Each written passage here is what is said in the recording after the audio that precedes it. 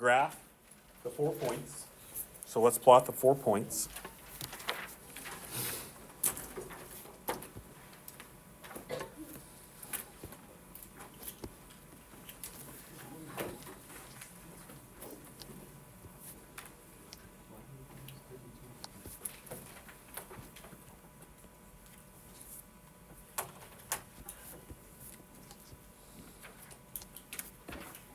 Okay, and the biggest thing here to remember is we can't just go off of looks. Our first instinct here would be to say that this kind of looks like a square, right?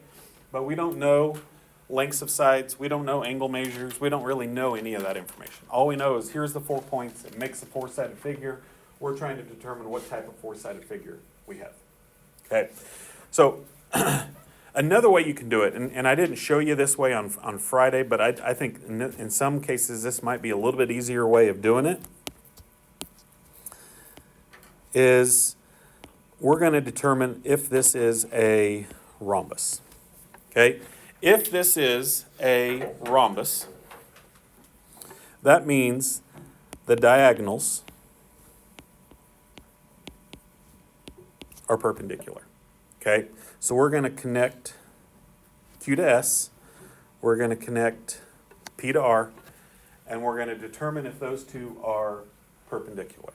Okay, so first up, we're going to find the slope of QS, and then we're going to find the slope of PR. And we're going to compare the two. And in order to be perpendicular, the two of them have to be opposite reciprocals of one another. Okay? So, QS.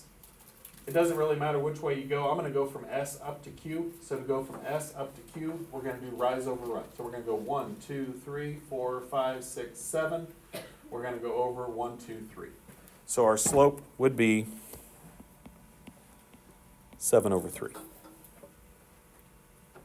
Okay, for PR, we're going to go from P over to R. So we're going to go down 1, 2, 3. We're going to go over 1, 2, 3, 4, 5, 6, 7.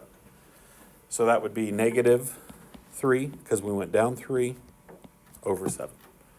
Are those two opposite reciprocals of one another? Yeah.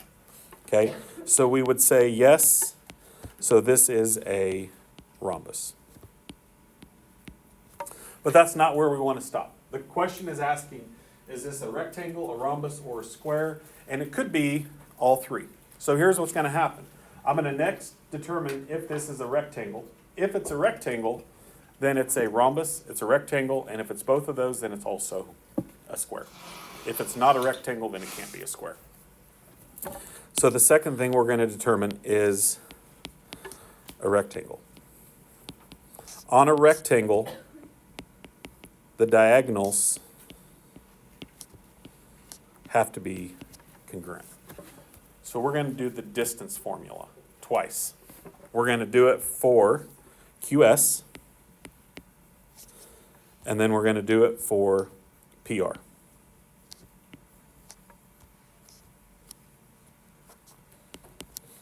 Okay, so for QS, Q and S are the 2 points that we're using. So we're going to do x2 minus x1 squared, which would be negative 3 minus 0 squared. And then we're going to do the y values. Negative 3 minus 4.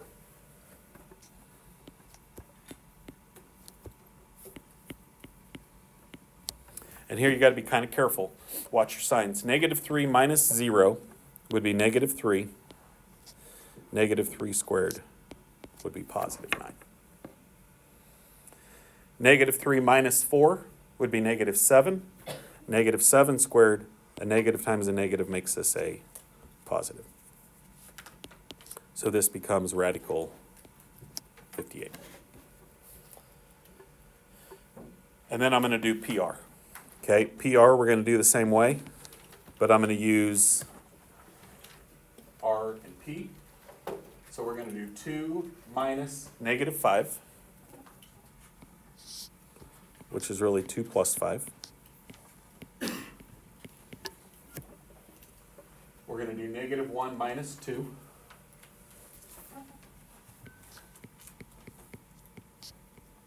Square both of them. So this gives me 49 plus 9, which is the same thing. So in both cases, what I did here, and like I said, I didn't show this to you on Friday, but in some cases I think this is a little bit easier. And this is kind of where Big Ideas wanted you to go. Another reason why I'm showing you this. The diagonals are perpendicular, which makes it a rhombus. The diagonals are congruent, so we would say that it is a rectangle.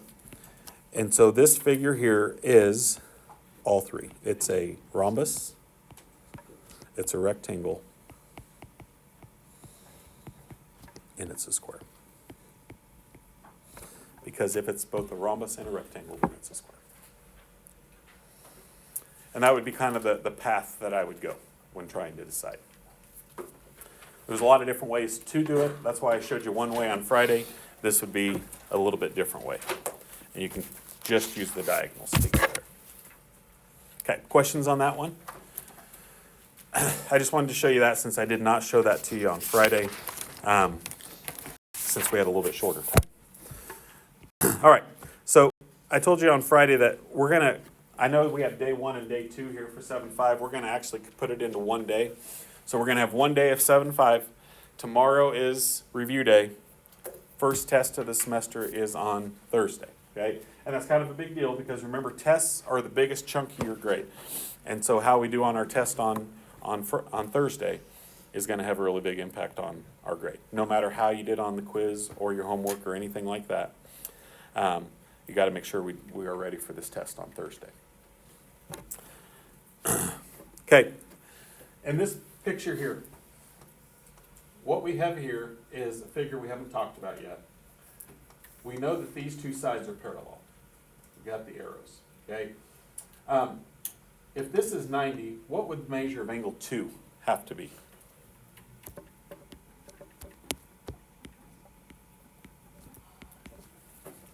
What kind of angles are these two angles right here?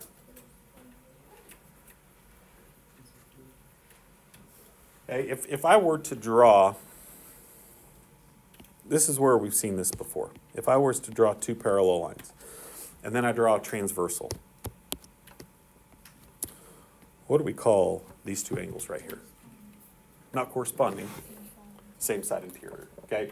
And what would be true about same side interior angles as long as these are parallel?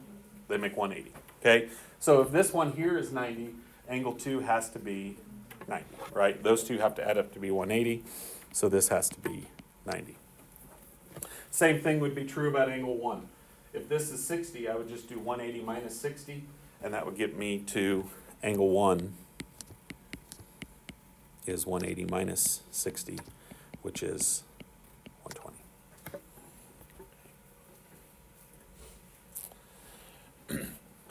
Okay, two more figures that we're going to add today. We have this on our foldable already, but we're going to talk about what they are. We're going to talk about the properties of them, and then we're going to do a few things with it. Okay, so first up, we're going to talk about what we call a trapezoid. A trapezoid is a four-sided figure. Okay, that goes right along with all the other four-sided figures that we've talked about. So it's a quadrilateral, and in this case, we only have one pair of parallel sides. And a parallelogram, both pairs of sides are parallel. Here we only have one pair of sides that are parallel. So like if I look at this one here, the top and bottom have the arrows, so the top and bottom are parallel. These two sides are not. The two sides that are parallel are called the bases of the trapezoid. The two sides that are not parallel are called the legs of the trapezoid. Okay, so we have bases and we have legs. And we talk about that because sometimes we might turn the trapezoid on its side and have it looking a little bit differently. These are called base angles, the angles that touch the bases, okay? And we have several different pairs of base angles. If my trapezoid has parallel sides, and if the two legs are congruent, then we call this an isosceles trapezoid. Not all trapezoids are isosceles. we think about an isosceles triangle. An isosceles triangle is a triangle that has two sides congruent, right? Same thing for an isosceles trapezoid. We have two sides that are congruent, but it's not the sides that are parallel. So we got a pair of sides that are parallel, we got another pair of sides that are congruent. That would make an isosceles trapezoid. Okay, on this one here, first thing we want to determine, show that this is a trapezoid. Okay, so first thing we're going to do is we want to show or prove that AB is parallel to DC. Well, how do we show or prove parallel? What do we need to find? Need to do what? How do we know that two sides or lines are parallel to one another? What would be true about them?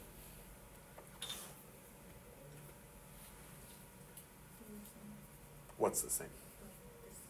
Slope's the same. Yep, they have the same slope, right? If two lines are parallel, they will continue on in the same direction and never cross, which means they have the same slope. Okay? So, AB has a slope. We're going to go up 2, and then we're going to go over 1, 2, 3, 4, 5, 6.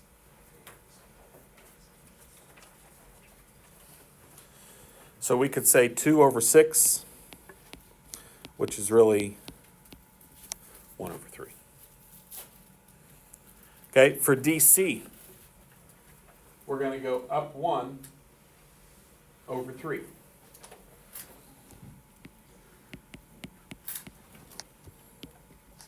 These two are the same, so we would say, yes, this is a trapezoid.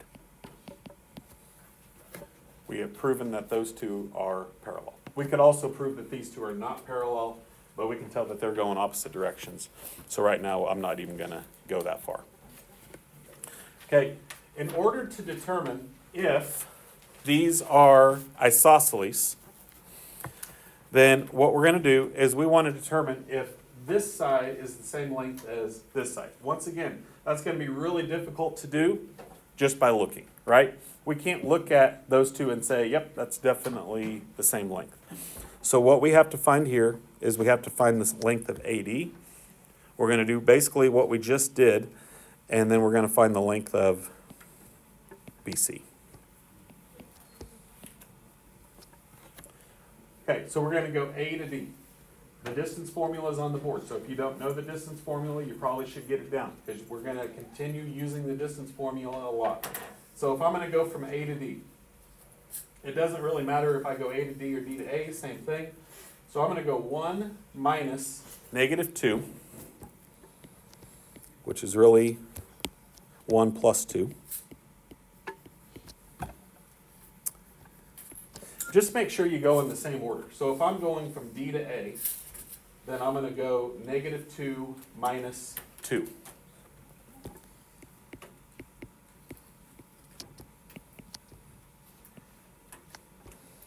So this would be 9 plus 16, which is radical 25. And then what is the square root of 25? It's just 5. Okay? So that one we can actually go ahead and take the square root of. If it's not a nice whole number, then we would just leave it as the square root of 25. Kind of like we did with the square root of 58 a few minutes ago when we did that problem. Okay, we're going to do the same thing for BC. We're going to go from B to C. So we're going to go 4 minus 4.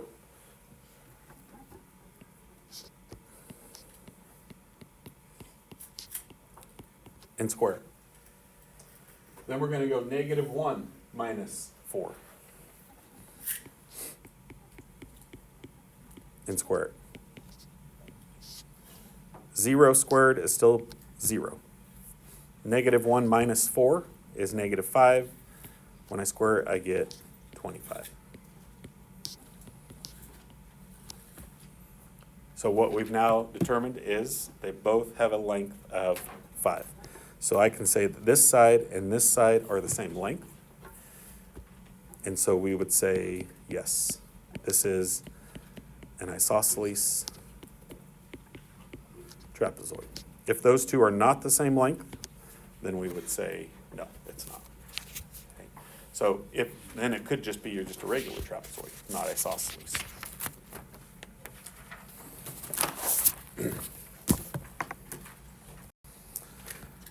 Okay, here's some theorems. These are some things that we're going to add to our formula sheet, our foldable that we've made. If we have an isosceles trapezoid, then both pairs of base angles are congruent. B and C are congruent, A and B are congruent. Okay? So if these two sides are congruent, these two angles and these two angles are congruent. So we got all kinds of congruent pieces of information. Okay? Let's put our phones away. I see some of us looking at our phones. Phones should be away, guys. Okay, the next one.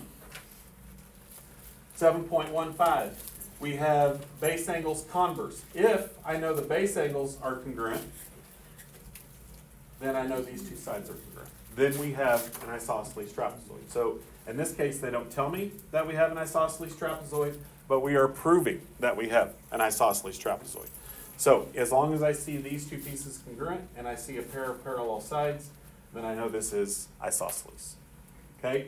For the last one, once again, in an isosceles trapezoid, the diagonals are congruent.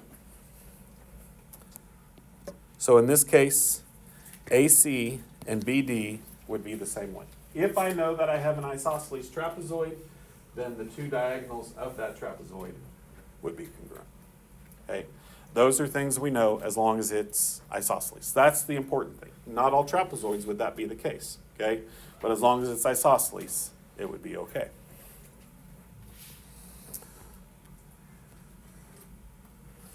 Okay, this one's kind of hard to see, especially on yours, I would imagine. Here, mine is kind of outlined in yellow. This is the little trapezoid that we're looking at here, in an Incan archway or doorway. It makes a trapezoid. It shows us that the top and bottom are parallel. It tells us that these two are congruent. And it tells us this angle down here is 85. Okay, we are trying to find the measure of the other three angles. As long as I know this is an isosceles trapezoid, I can find the other three. Okay? What would be the measure of angle M? That would be the easiest one. What did we just say about the base angles?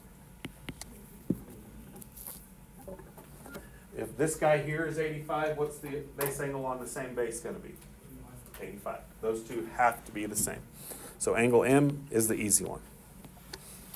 Okay, K and L are not going to be congruent, okay?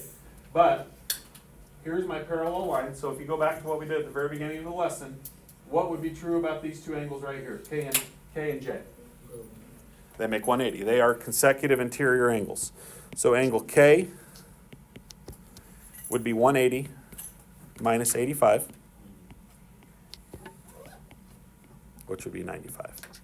And if angle K is 95, then what do you think angle L is going to be?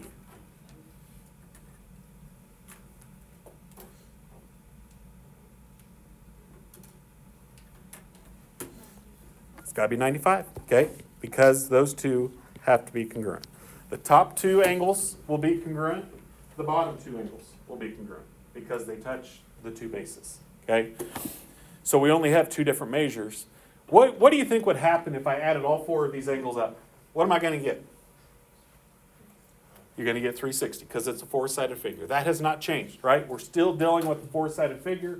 If I added up all four of those angles, it should add up to be 360. So lots of different ways we can get there, lots of different things to think about.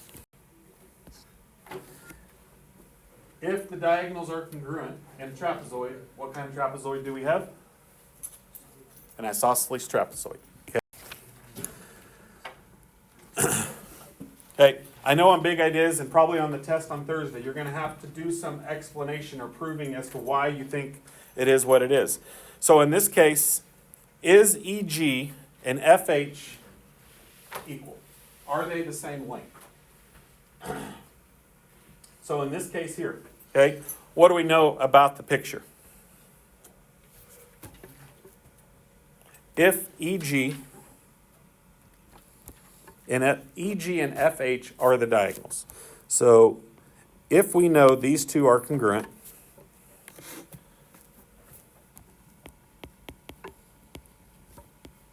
we're going to go ahead and say the diagonals are congruent.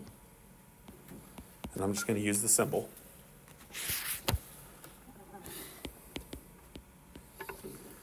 Then what do we know about this figure? Look at the previous page. What does it say? If the diagonals are congruent, then what do we have? Darston, what do you think? If the diagonals are congruent, what do we got?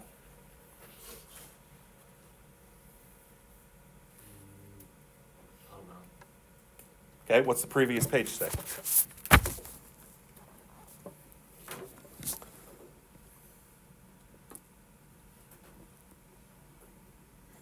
Look at the third theorem on the previous page. What's it say?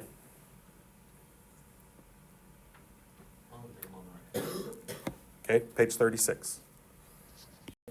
So, we know the diagonals are congruent. So therefore, we have an isosceles trapezoid. So we can say that EFGH is an isosceles trapezoid.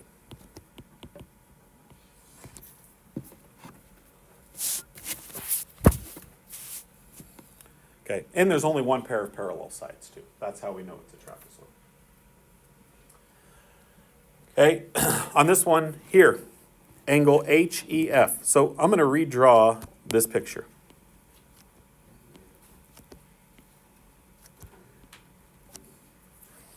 We got E, F, G, and H. Angle HEF is 70. Angle FGH is 110. Okay. We also know that it's a trapezoid. It tells me EFGH is a trapezoid, so we know the bases are parallel. That's the important piece of information. They tell us it's a trapezoid. So if this is a trapezoid, okay, then, Logan, pay attention, okay?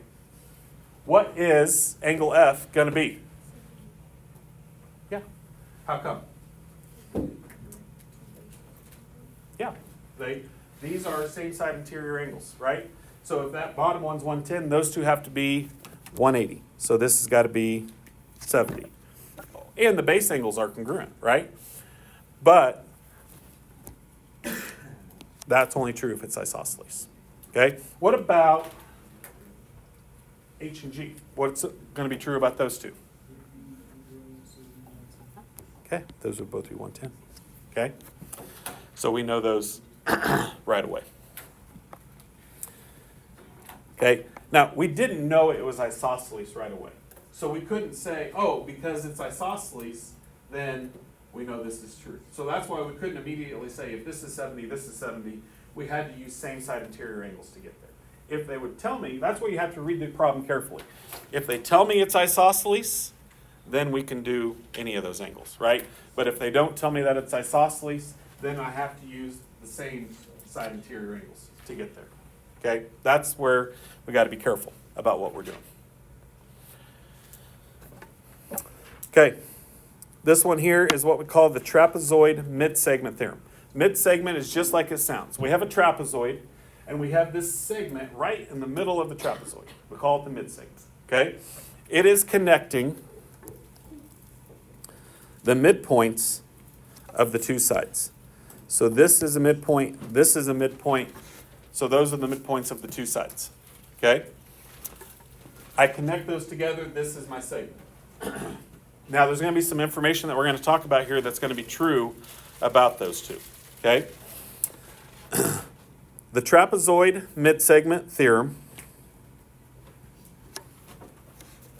tells me that if I add the length of AB and DC together and divide it by 2, or take half of it, it would be the length of this.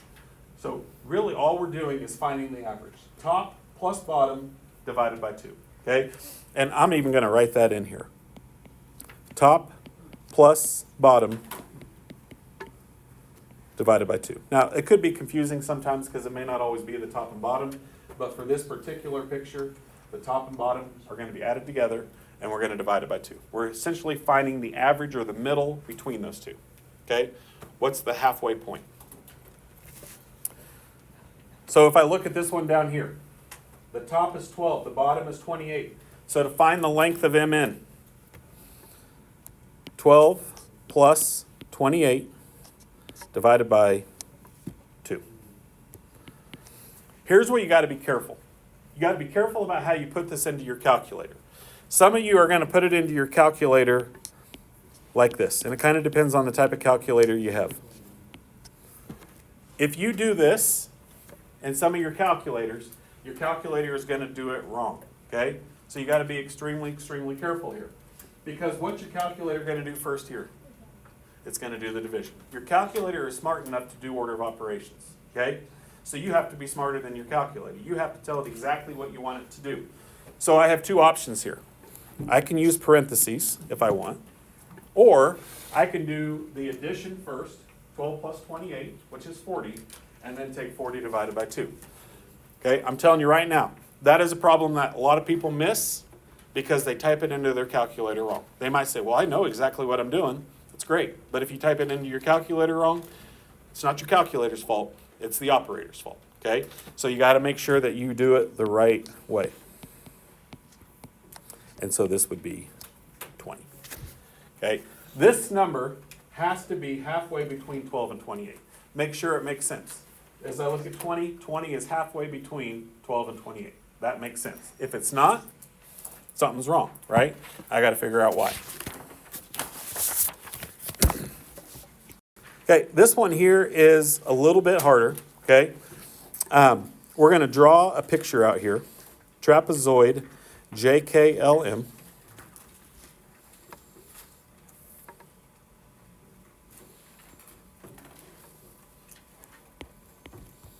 J and M are right angles. I would definitely draw a picture here, okay? Trying to do this without a picture might be kind of difficult. We're going to work our way around the picture, labeling the points, JKLM. JK is 9. The mid-segment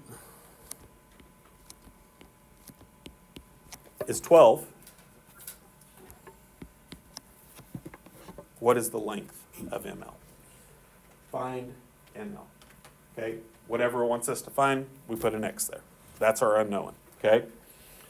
So we're going to use the same formula, but we got to write it out a little bit different way.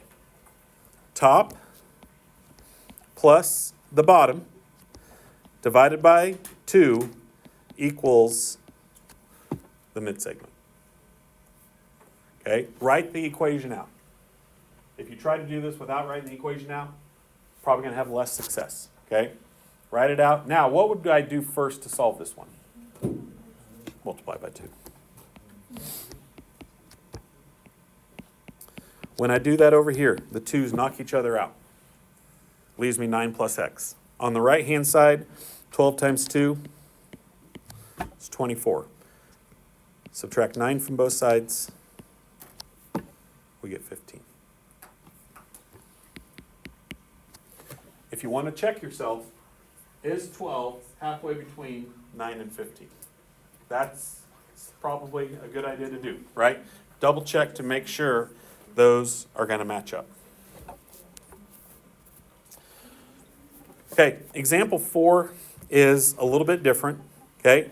We're looking to find the length of the midsegment, YZ. Okay, what we have to do here is we have to find the length of the two parallel sides. The two parallel sides are our bases. Okay, I'm going to highlight, let's put those in black, these two here.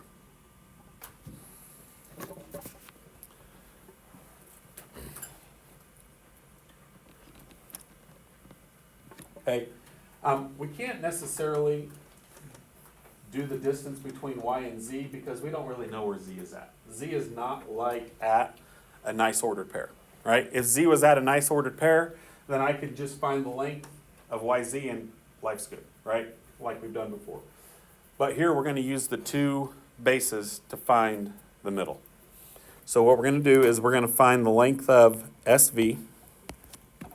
We're going to find the length of TU, and we're going to use our formula. Okay, so once again, distance formula is our go-to here.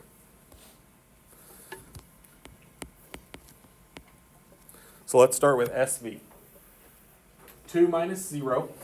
I'm just going to go ahead and shorten this down a little bit. 2 minus 0 is 2. 2 minus 6 is negative 4.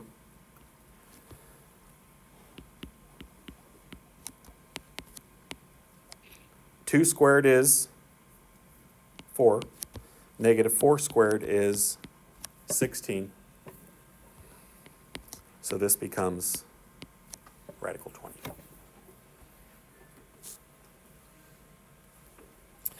Way back when, we talked about simplifying radicals. I'm just going to leave it like this for right now and talk about both of these together at the same time. Let's say I want to do TU. Okay, now I'm going to find the length from T to U. 12 minus 8 would be 4. 2 minus 10 would be negative 8. So this would be 16 plus 64, which is radical 80.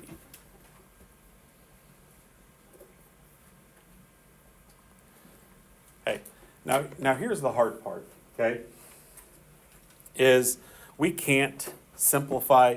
Like, if I said, what do I get if I add radical 20 and radical 80? Then most people would say, oh, you get radical 100. But I can't just add 20 and 80 together, okay? And so what we need to do here is I need to break this down, okay? Simplify a radical. So in this case here, find something that goes into 20.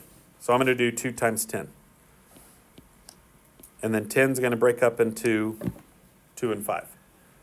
You guys kind of remember it, breaking down, simplifying radicals? A little bit from Algebra 1.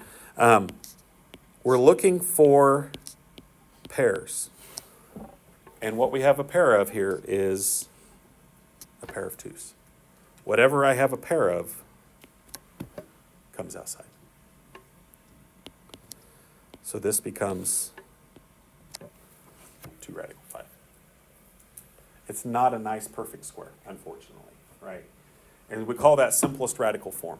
And we're going to use simplest radical form a lot as we go throughout second semester and a lot of things that we do. Okay, we're going to do the same thing over here for 80.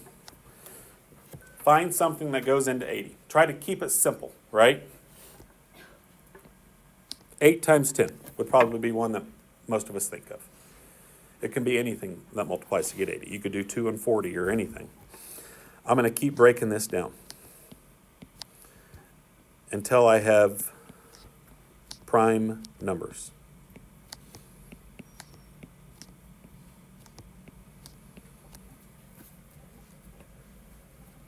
So if I write this out, I have 4 2's and a 5. Everybody with me there?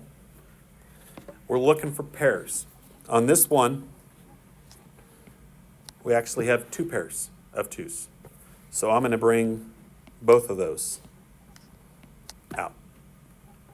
So on the outside, I have 2 times 2.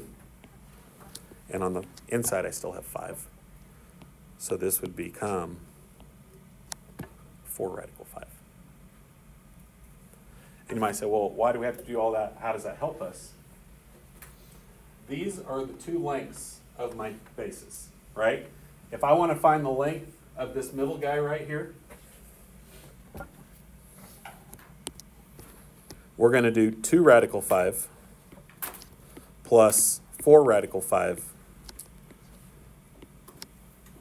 and divide it by 2. We're going to take half of it. That's the formula for the mid-segment, right? Well, when I add radicals, as long as these are both radical 5s, it's kind of like adding 2x and 4x. If I add 2x and 4x, I get 6x, right? If I add 2 radical 5 and 4 radical 5, I get 6 radical 5. So this becomes 6 radical 5 all over 2. And to finish it out, I can divide 6 and 2. And that would be my length. 3 radical 5 is halfway between 2 radical 5 and 4 radical 5. Okay. I know there's a lot of weird different things going on there, okay? But it's simply just the distance formula. Simplifying the radical is something that's a little bit different that we haven't done a lot of.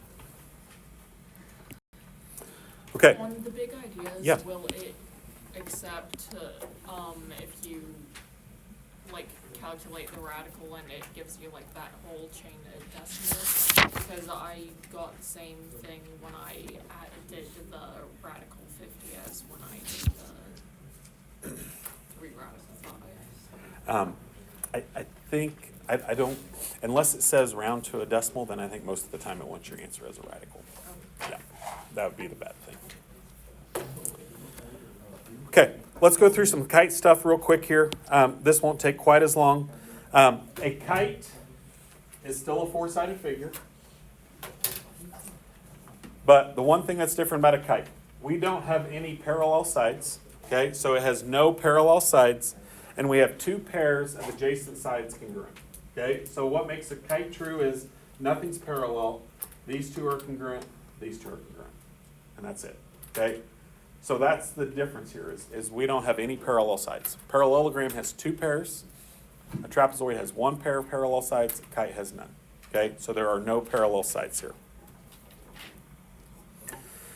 If a quad is a kite, its diagonals are perpendicular. That's your first theorem. Okay, the diagonals are going to form a 90, and we see that right here. If we have a kite, then exactly 1 pair of opposite angles are congruent. The 2 angles that touch the 2 sides that are not congruent are equal. Okay, B and D are not congruent. A and C are congruent. So the 2 sides that touch the same side are not going to be congruent. Okay, so it's this side and this side, which are not congruent, and this side and this side, which are not congruent. The 2 angles that are formed there are your 2 congruent angles. Okay, it still adds up to be 360, but we only have 1 pair of angles that are congruent here. All right, and this one down here. We've got all kinds of colors going on in here, which kind of throws you off. But essentially here, we just have this kite, D, E, F, and G. We know this here is 115. We know this one here is 73. How many degrees do we know there to be in a 4-sided figure? Every time. 4 sides. 360. Always 360, okay? The one thing we know about D and F is that they are congruent. So if I know this one's X, I know this one's X. So I'm going to say X plus 115 plus 73 equals 360. Combine these 2 together, which is 2X. Combine those 2 together, 115 plus 73.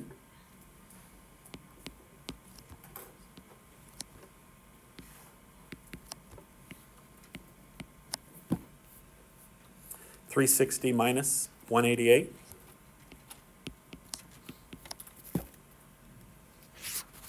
Gives me what? 360 minus 188. 172. Okay. And then 172 divided by 2.